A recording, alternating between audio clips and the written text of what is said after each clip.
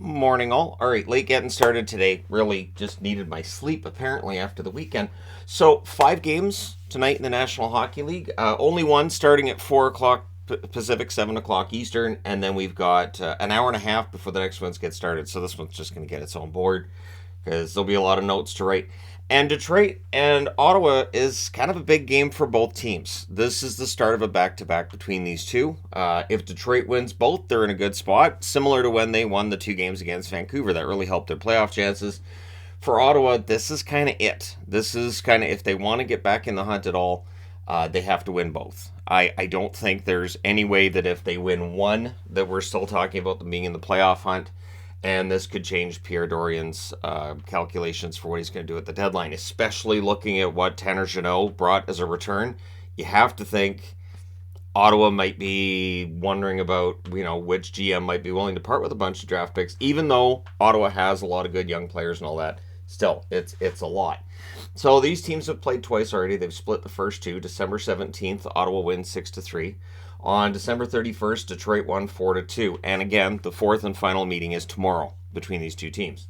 Detroit 28, 22, and 8 overall. Their last 10 games, they're 7-3. They're playing very well. They're now 3 points behind Pittsburgh. They're 2 points behind Buffalo. They're tied with Florida and Washington below that playoff line. Away from home, they're 13, 10, and 5. On the Ottawa side, they're 28, 26, and 4. Their last 10 games are 6, 3, and 1. They're 7 points back of Pittsburgh. So again, they need to win both. At home, they're 16, 12, and 2. So their home record is good. Their last 10 games, they've been good as well, but so is Detroit. So I expect a pretty solid game between these two teams that, again, sit below the playoff line. I find it so weird that if a team's below the playoff line immediately, people say, well, they're not good. It's such a strange thing, and I think we're now into a season where just because a team's below the playoff line doesn't mean they're not good. We've reached that point now, and I think it's great that the National Hockey League is there. 8:30 Eastern, 5:30 Pacific start between Boston and the Edmonton Oilers. This is the first of 2 meetings. They'll meet again in Boston on March the 9th. For the Bruins, they're 45, 8, and 5. They have 95 points on the season. 7, 2, and 1 away from home, or 7, 2, and 1 in their last 10. They're 21, 6, and 2 away from home. They're 13 points clear of Toronto atop the division. Edmonton 32, 20, and 8. Their last 10 games are 4, 2, and 4. So the optimist will say they've only lost 2 in regulation of their last 10. Pessimist would say, well, they've only won 4 of their last 10. At home, they're 14, 11, and 5. They're 4 points back of Vegas for first in the division. They're 2 points back of LA, and they're 2 points ahead of Seattle. So all of a sudden, Seattle is the team that looks like they could be in trouble in the Pacific. 8:30 Eastern, 5:30 Pacific start between the Vancouver Canucks and the Dallas Stars. This is the first of 3 meetings. They'll meet again March 14th and March 25th.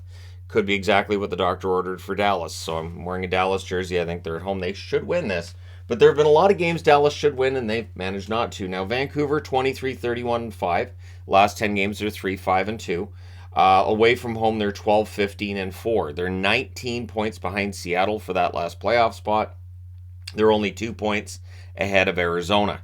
So for Vancouver, it's really quite simple. They've sold off a couple of players. They've also got some injuries going on. Dallas, on the other hand, doesn't really have that. They're 31, 16, and 2 overall. Their last 10 games, mediocre 3, 3, and 4. At home, they're 15, 8, and 7. They're 2 points ahead of Minnesota. They're 3 points ahead of Colorado and Winnipeg. So Colorado and Minnesota are now second and third in that division. If Dallas doesn't get it together, then Colorado and Minnesota will be first and second in this division. 9 Eastern, 6 o'clock Pacific start between Colorado and Vegas. This could end up being game of the night material. Both of these teams are playing quite well. The season series is a split so far, so this is the tiebreaker. On October 22nd, Colorado wins 3-2. On January 2nd, Vegas won 3-2. 35, 18, and 6 is the record for the Vegas Golden Knights. Over their last 10, they're 6, 1, and 3. Away from home, they're 17, 5, and 5. They're 2 points ahead of LA. They're 4 points ahead of Edmonton. On the Colorado side of things, they're 33, 19, and 5. At last 10 games, they're 7, 1, and 2. So both of these teams have lost 1 in regulation out of their last 10. At home, they're 15, 9, and 4. They're 3 points back of the Dallas Stars. They're 1 point back of Minnesota, and they're tied with Winnipeg. So, Colorado playing quite well, and we'll see how things go in this one tonight because Vegas has been playing really well too.